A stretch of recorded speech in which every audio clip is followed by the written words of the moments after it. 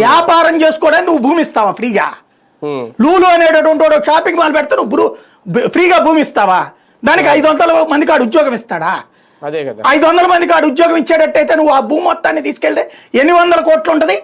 అది తీసి బ్యాంకులో డిపాజిట్ చేయి, వాళ్ళకి ఏడాదికి దర్జాగా బతకచ్చు కుటుంబం అంతా. వాడేమో డబ్బులు సంపాదించుకుపోతాడా నీ భూమి పెట్టుకుని? ప్రైవేట్ హాస్పిటల్ని ప్రోత్సహిస్తారా? ఒకప్పుడు ఇట్లాగే అందమైన లోకం చూపెట్టారు. కార్పొరేట్ విద్యా సంస్థలు వస్తాయి, కార్పొరేట్ ఆసుపత్రులు వస్తాయి, వసతులు మెరుగుపడిపోతాయని. ఏమయ్యావు? గవర్నమెంట్ స్కూల్ అంటే గొప్పగా ఉన్న రోజులు, గవర్నమెంట్ టీచర్లకు విలువ ఉన్న రోజులు, చివరికి ఆ గవర్నమెంట్ టీచర్లు తీసుకెళ్ళి వాళ్ళ బిడ్డలను తీసుకెళ్ళి కార్పొరేట్ స్కూళ్ళలో పెట్టుకోవాల్సి వచ్చింది.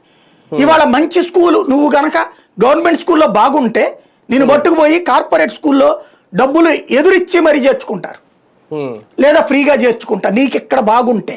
అంటే బాగున్న మెరిట్ విద్యార్థిని అమ్ముకుంటున్నాడు వాడు, కొనుక్కుంటున్నాడు వాడు, సమాజానికి ద్రోహం చేస్తున్నాడు వాడు.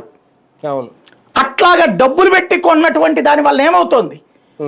విద్య చదువుకుంటాం, ఇదివరకు చదువు కొంటాం, ఇప్పుడు చదువు కొనడం వల్ల ఏమవుతుంది? చదువు కొన్న తర్వాతన ఇవాళ డాక్టరు ₹1,00,00,000 పెట్టి డిగ్రీ పూర్తయితే ఏం చేయాలి అతను? దాని మీద వడ్డీ అన్నా సంపాదించుకోవాలిగా. ₹2 వడ్డీ అంటే ఎంత? ₹2,00,000 సంపాదించుకోవాలిగా. దానికి